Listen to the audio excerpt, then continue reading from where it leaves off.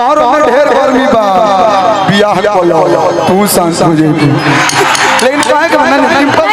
एक सेकंड बियाह की बात है तो लड़का ढूंढ के दीजिए ना, मैं करने के लिए रेडी हूं। हम कहां मैं लड़के न हो सकता हो हमारा तो लड़के बुझा तरसा सुना हयारा जिला वालन के धोखा देबू आरा जिलन के लभर के धोखा देबू त का होई एकरा बाद एक गीत सुना जी गई है कि लभर तहार जजी रोई लभर तहार जजी रोई तहारा लई सुना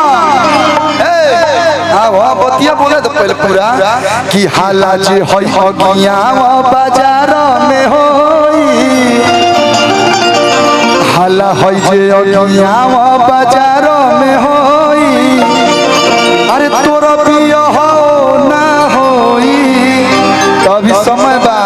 समय पर बियाह शादी कल तबे न वरुण चाचा सब लोग तार मरद के साथे स्वागत करी मरद जौन हो तो ने कह दिया कि नहीं मैं अपना शौक है ये मैं नहीं छोड़ सकती हूँ, मैं सिंगिंग और एक्टिंग करूंगी। सोना जी आप गाइए इनका स्केल धराई नहीं तुम रात भर गाते रह जाए मेरा स्केल ई हनु लगवा होगा एगो जबरदस्त गीत गाएंगे जो मैंने भी गाया था। अच्छा गाई अरे लजाई मत बस हमार नाम मत ले ना फलाना कह दे हमारा अच्छा लगे कुछ रोमांटिक गीत होगा तो मेरा नाम ले सकते हैं कहने कहे क्यों हमारे नाम ले ला तो हमरो अंदर से गाना आवे लगे कि शादी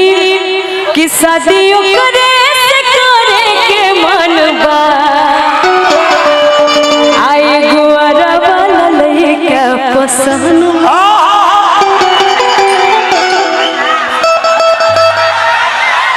सुनो डिम्पल कि तू काहे ऐसन जिला हवे डरे सब नाम से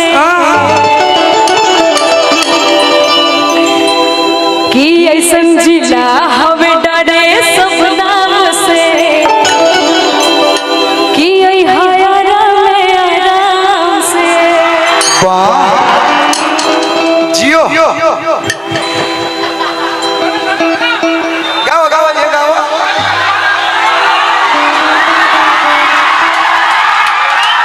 कितना मजा आता है ना अगर कोई लड़का कुछ बोले कमेंट करे तो कि दिल धड़काता दिल धड़काता केहू के प्यार में केहू के प्यार में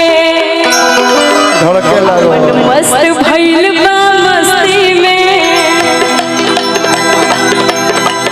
मस्त भइल बा मस्ती में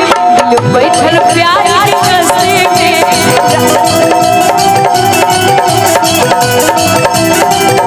रहे मनवा हरदम इंतजार में दिल धड़काता कलुज भी सोच रहे हैं रोआ भी सोचो मेरे कि आइए दोनों तरफ जाएंगे एगो गीत हम बोले रहनी हरी पतरी कमरिया से सर के घघरिया मार करई भूका पतरी कमरिया से सर के घघरिया मार करई भूका नमूना तो नमूना यार ये कही बारू ए सुगिया मर्डर करई नमूना जिले में कहीं बारू सुनिया पतरी कमरिया से सर के हैसरिया मार करई भूका सोना जी घघरिया ना आजकल सरिया चलता अरे पतरी कमरिया से सर के हैसरिया मार करई भूका नमूना जिला